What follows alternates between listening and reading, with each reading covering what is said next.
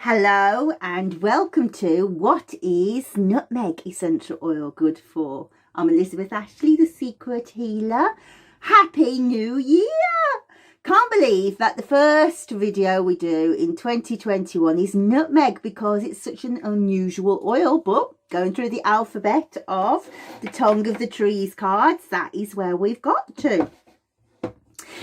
So I'm excited though because it's one of my favourite oils. Not many people use it, but I use nutmeg a lot. And last year, I have to say, we had in Aromatherapy what's called Nutmeg Gate, where there was a huge amount of disagreement about the properties and the safety of nutmeg, and it almost got swiped off the chart as a dangerous oil. So I am here to put things straight. So here is the beautiful card, and the keyword says reignition. So I am here to reignite nutmeg. But before we go any further, a couple of notices. The first is, if you haven't seen our channel before, please do subscribe. We are nearing 500 recipes in the recipe hub that goes with the tongue of the tree cards, and of course you can buy the cards too. But over Christmas, I have to say, I did slack a lot, so I haven't prepared this video as well as I would normally do, so it will take a different format. So one of the things I wanted to tell you, as well as how to use nutmeg essential oil, and stay with us because we're going to go deeply into that, is one of my favourite stories.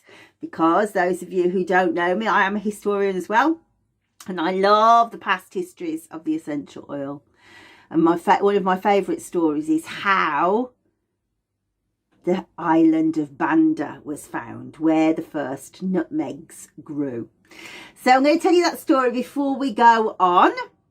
It's going to take around about 6 minutes, so if you want to jump it, that's fine. But hear this, because I didn't write this. This is written by a lady called Diane Selkirk, who this is on the BBC website actually. And if you haven't seen Diane Selkirk's work, she's very beautiful. Beautiful blonde lady from Canada. She sails around the world and writes the most incredible things, and she has such the most delicious way with words. So I thought I would let her describe this because she went there on her journeys. So I'll pick bits out. It's a long article, so I'll pick bits out. She says she wrote this in October 2017. She says Banda Run is a place where history meets legend, where traditional ships still sail past live volcanoes to a forgotten island that once changed the world. So it says, we sailed out of the Arufa Sea, through the Timor Sea and into the Savu Sea.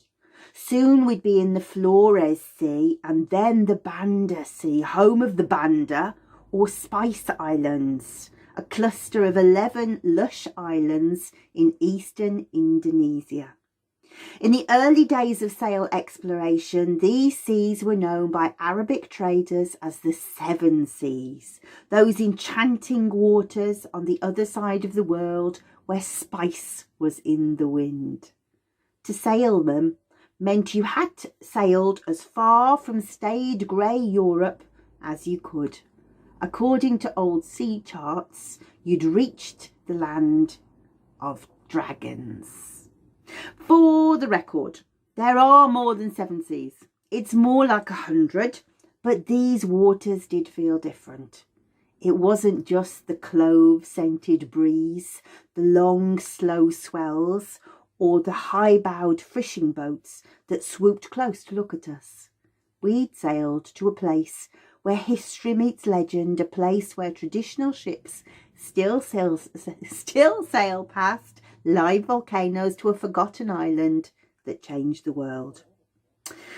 From our vantage at anchor, we watched colourful sailing canoes glide by on the water as competing calls of 3 muezzin summoned people to prayer in the mosques on shore. Two fishermen paddled up in a small wooden dugout and said good morning while handing us bananas. After the niceties, what are our names, where are we from, what have we been doing, where are we going? Their eyes turned to our boat's details. My husband Evan did his best to explain how our 12-metre catamaran had been built and what materials had been used. But most of their answers were found by studying the shape of the hull.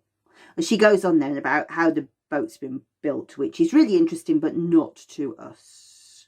So it says, let's see. Like most boats we've seen, much of the construction is traditional, hand-carved beams, wooden dowels instead of nails, and seams corked with cotton. But the twist is that these two-masted ships borrowed both design details, originally part cargo ship, part warship, and their source of their name from Dutch pinnaces, vessels that first found their way to the Banda Sea in the spring of 1599. The Dutch, along with the Portuguese, English and Spanish, had been in a ferocious race to find the elusive Spice Islands and gain control of the spice trade. There were fortunes to be made in cloves and nutmeg, and everyone was eager to knock out the middleman, the Asian and Arab traders who kept the island's location a secret.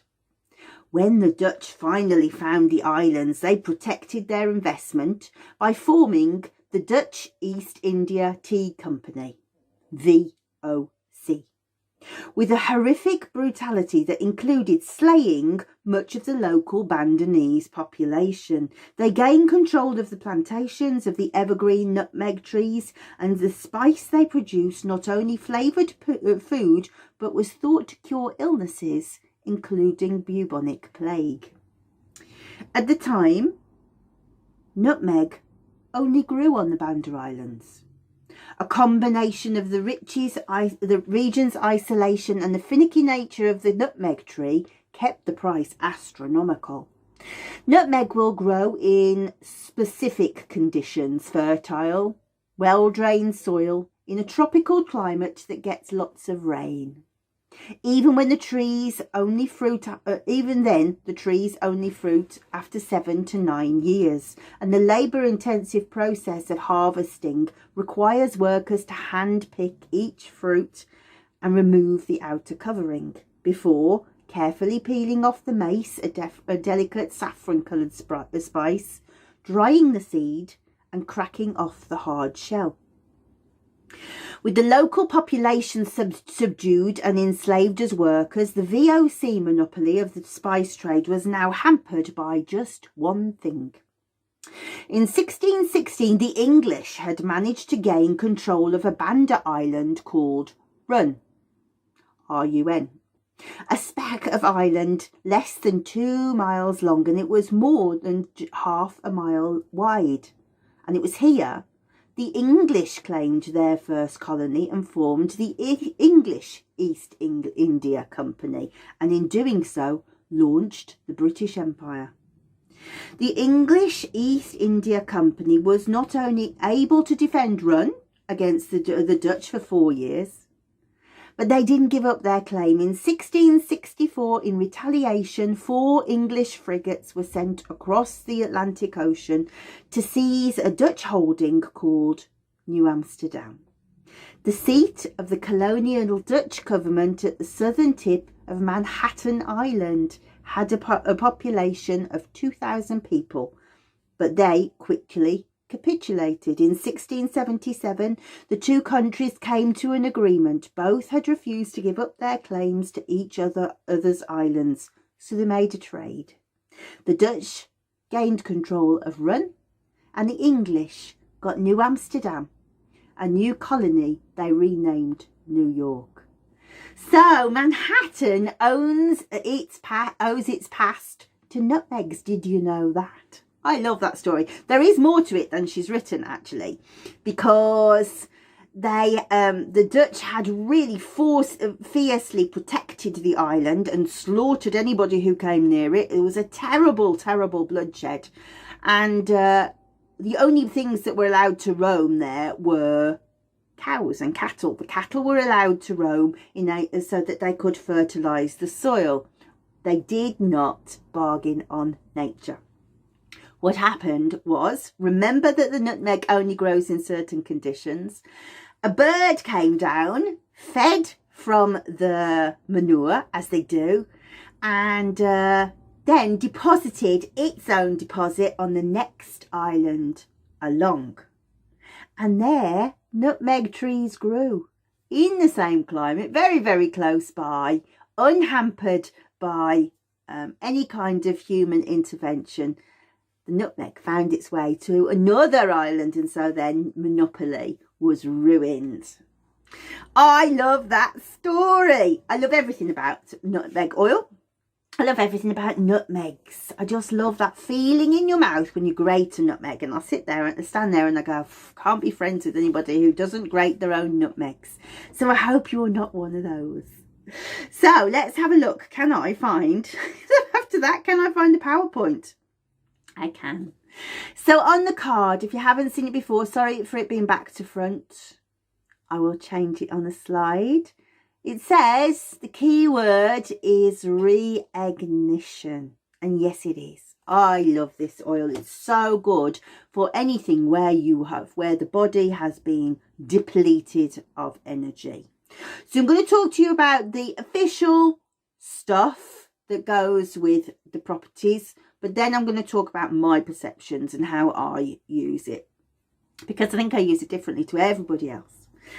So, drawing from my free book, which I haven't got beside me, so sorry about that, is called The Complete Guide to Clinical Aromatherapy and the Essential Oils of the Physical Body. It is free on Amazon if you want to get it, or any good ebook provider. The link will be to the second video, which we'll talk about in a minute, down below, and you'll find a link to my book on there.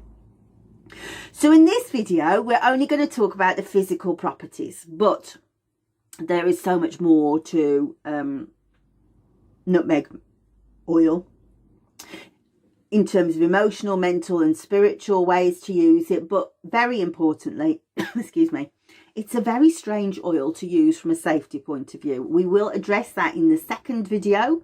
As I say, if you go to the link that says thesecrethealer.co.uk on my blog, the second video is hosted there. But use it for rheumatic pain. It's such a warming oil and a drying oil. So if we were thinking about it from a Chinese medicine point of view, we would say it alleviates damp. It's very good for the water element and for the earth element, and we'll talk more about that in the second video. But this idea of soaking up moisture is extremely important, and that theme helps you to be able to understand how to use the oil. So remember how the damp affects rheumatism, doesn't it? You get creaky. So it doesn't necessarily have such good effects on arthritis, although it is useful, but rheumatism in particular, because it's the dampness that causes the pain. It's extremely good from a circulatory point of view. It's stimulating to circulation, but also to the heart. And we would say that from an emotional point of view and a physical point of view. So if somebody has, for example, arrhythmia, or a weakness of heart, or a broken heart, you know, and Gabriel Moje talks how it's very good for yin shen. So shen is the idea of this sort of nervous energy that moves through the body, thought, but also, well, yeah, nervous energy, emotional energy, and how we get emotionally weak. And when we say it's yin shen, it's being very passive and submissive. So when we get to the second video, we're going to talk about how we use it on emotions, but here it becomes helpful to understand that, you know, when you get the more knocks in life that you get, that you keep getting bashed down and bashed down and bashed down until you kind of, you're just taking it, you know, you just haven't got the energy to fight back. Yin Shen. So and this is where we get this keyword coming back in, the reignition, that we're going to be able to go bang, get back up again. It's really, really powerful stuff.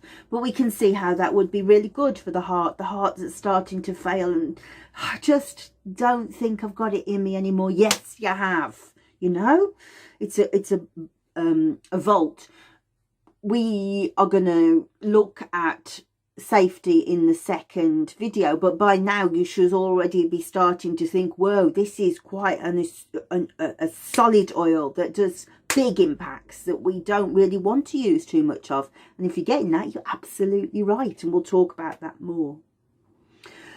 This damp idea, Peter Holmes talks a lot about this in his Aromatica book, how it's very good for damp. So we can again think about how it is conditions of damp, diarrhea. In particular, you know, when you've got really, oh my goodness, it's come from nowhere, you know, oh, it's just not stopping. And if you decide to go and have a look at the recipe hub, we have put a recipe in there for this idea of, it's come from nowhere, and how to calm that diarrhea down very, very quickly using nutmeg and other essential oils. But again, we're talking about this moisture element, aren't we? And it's funny, from that point of view, it's very similar to ginger. Ginger is extremely good if you are struggling to cope with moisture. Sorry about the train. It sounded rude almost. So the dampness, we kind of think of thickness and getting muddy and sticky, and then we're starting to move more into the effects it has in digestion. Think about how it's very good for starchy foods. Always think about me grating my nutmeg over an egg custard or over a rice pudding, so that the spice is already in the greasiness, all the fattiness, helping you to break it down in the system. Very, very similar to, you know, rosemary with lamb or mint with lamb. You know, it's that just oozing, allowing it to settle. But this idea of reigniting, again, appetite. So if you have got somebody who's not eating, we've put a recipe in the recipe hub for an aroma pendant for somebody who's not eating.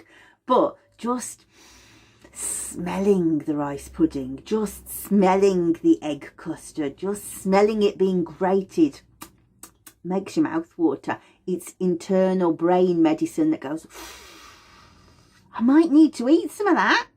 I might just need to eat some of that. So you can see how it's all starting to come together, and it just doesn't need to come out of a bottle of oil. And this is really important to know, because as I say, when we get to the safety, remember how potent it is. Even if you have just grated it in the kitchen, you are starting those movements from taking place. Not used so much these days, but it's a specific for bad breath. So if you feel that you can chew on a nutmeg, mind you don't break your teeth. I don't know how you're going to use it otherwise.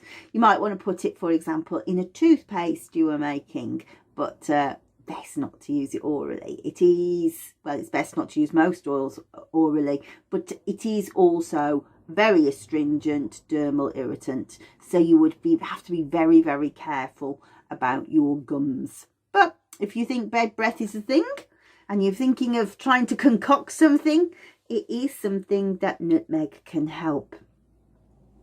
I have used it historically to help people who have got gallstones. However, I have also sent them to the doctors at the same time. We use it in a blend, in a lotion gradually, and use it over the gallbladder meridian. However, we haven't put that recipe into the recipe hub. You would need to contact me about a private consultation, because that's very strong and difficult medicine. I wouldn't want to put that just out as a general. Lastly, scant periods. So if you haven't had many periods of late, or they're just not falling into line, then this is a very good way to get them into line. So that takes me on to the next part, which is about the pituitary gland. This is my favourite way to use the essential oil. And I never see anybody ever write that it's a tonic for the pituitary gland. I don't even know where I got it from. It must have been from my original training, but I've never seen it written down anywhere else. I've never seen any clinical evidence to say it's true, and yet I see it over and over again that it must be true. And this is where the scant period comes in. But we're going to talk about this more in depth from an emotional perspective in video 2. But one of the areas that I teach all my therapists is about the effects of stress. The stress and its effects on the liver, on the adrenals, and on the pituitary gland. So if somebody has long-term stress, and they have been stressed for a really long time for whatever reason, it might be money, it might be work's difficult, it might be there's difficulties at home, it might be sexual difficulties. Sexual difficulties is high on the list because it's like a cycle you'll start to see. But this idea of taking all those knocks, you know, the yin shen, where you kind of just can't take anymore and there's no fight back, this is a great oil to use. Because what happens when you're in a stress response is that the HPA axis, the hypothalamus, the pituitary and the adrenals take instruction from the amygdala. And the amygdala is continually scanning and looking for problems that it sees as stressful, fearful, dangerous. Interesting to know that the brain doesn't distinguish between the word danger and the word pain. So if somebody has a long-term chronic pain condition, if they have long-term stress and the amygdala keeps triggering danger, danger, danger, the brain recognises give pain, give pain, give pain. It's one of the things we teach in the professional pain practitioners. So looking at this axis has many repercussions. So what happens is the amygdala says danger. The hypothalamus goes, all right, okay, we need to tell the body to do things to be able to guard against that. So I always talk about how there's a saber-toothed tiger for the caveman, you know. This served them really well. It doesn't serve us anymore at all. That the caveman goes, whoa, I better get up the tree. And the body responds by moving all of the energies away from a lot of the peripheral systems. So, for example, your skin. So if you're in a long-term chronic stress condition, your skin will become very, very dry because it's not being regenerated by the body because it still thinks it's in stress. Digestion takes a very big hit because the whole system turns into an idea of metabolizing energy into glycogen to fuel the muscles to be able to jump up the tree. It doesn't let any of the nutrients work any different way. So the body over time starts to really flag. We're not metabolizing vitamins properly. We're not letting the peripheral systems work properly. So the amygdala says to the hypothalamus, right, send some messages. It does. It sends them to the pituitary, who switches on all of the hormones that deal with stress, and then it switches on the adrenals, which do many stress neurotransmitters and hormones. The things like adrenaline, for example, come from the adrenals. Also noradrenaline. Noradrenaline is supposed to switch the adrenaline off. The adrenaline rules the sympathetic nervous system. Noradrenaline needs to turn the parasympathetic nervous system on to say, stop with the stress, I need to rest and restore. But it can't, because it's also secreting cortisol. And cortisol flushes the system. And cortisol gets a really bad press. If you've watched my videos before, you'll know that I am keen to put the narrative straight about cortisol. It's a tremendous, healthy situation to the body. It's anti-inflammatory in its normal situation. However, if the body is flushed with it all of the time, a part of the brain called the VMPFC, the ventromedial prefrontal cortex, cannot switch it off.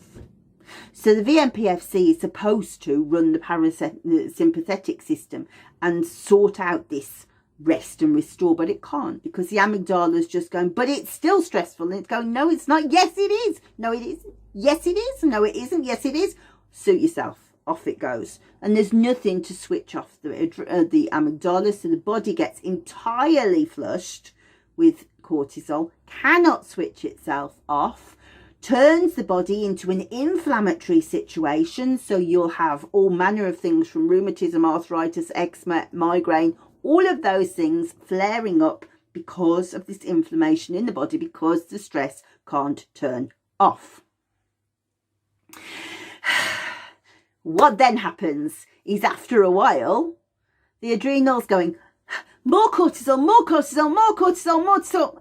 I got nothing left. I got nothing left. And we get this thing of adrenal fatigue, because there's nothing feeding it, because why should there be? And it's going, I need some, I need some help. And it goes, liver, takes it from the liver, which is supposed to be the foreman of the body, supposed to be in charge of all the metabolic systems, supposed to be doing so many different things. And it goes, okay, if it keeps you going, take it, take it, take it. But then, of course, the liver goes, just keep taking, just keep taking, just keep taking. And it's starting to wane.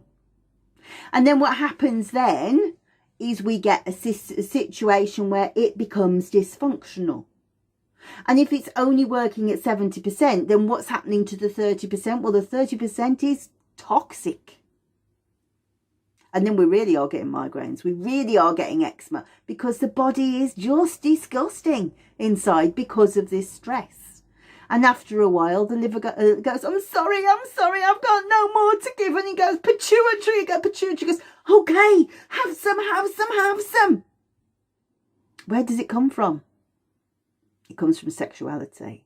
There can be no hormones for sexuality anymore. So impotence reigns. You know, it's just the long-term stress. This is how it causes impotence. It also screws with your periods. So you're no longer ovulating at the right time. The FSH levels are out of the park. Your LH, luteinizing hormones, are all to cock. And what then happens is your cycle is the wrong length. It's not 28 to 31 days anymore. Sometimes it's 42 days long, or sometimes it's 23 days long. And what happens is you ovulate sometimes.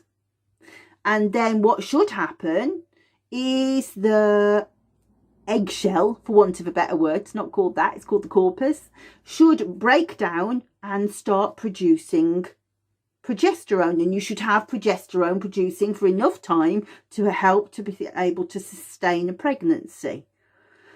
But you can't, because your cycle's all cocked. So pregnancy's out the window too. So think of all the ways this is happening, right?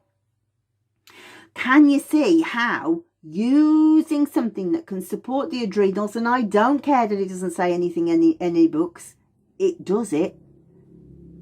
It reignites the system every single time. It's such a clever oil. So I think I've given you a really good roundup now on nutmeg and made you think, I need this oil. And I'm telling you, yeah, you do. Yeah, you do.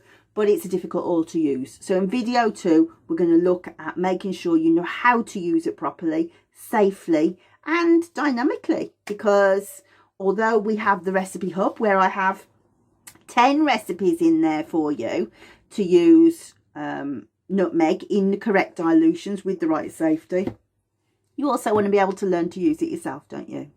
Just quickly before we go to video 2, I will tell you that in the hub I have put recipes, 6 physical ones plus metaphysical that we'll talk about in video 2.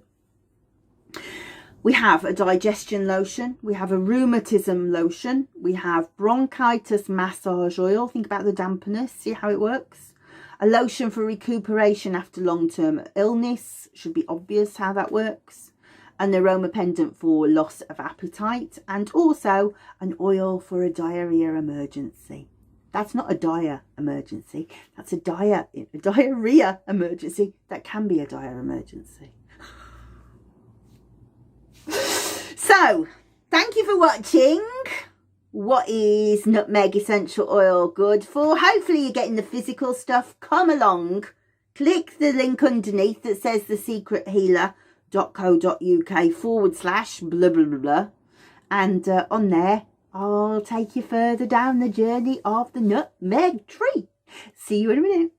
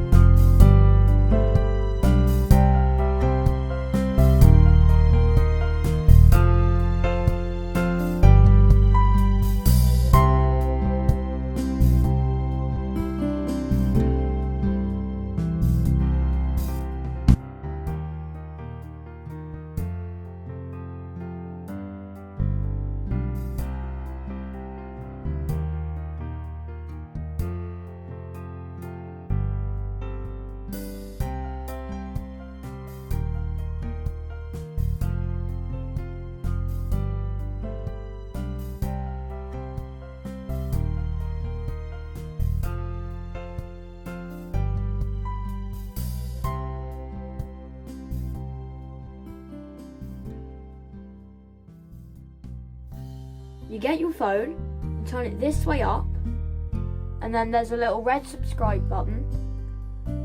Turn it grey by clicking it, and then there's a little bell. Click that and press all at the bottom of your phone or tablet or computer. It will say you will receive all notifications, and then there's a little hand with a thumbs up. Click that, it'll turn it blue and it says added to your liked videos, and there will be comments, and if you want to you can send a comment and say like hi's to Mum and Gaggai, and then the link to the next video will be in the description below underneath the video. So bye.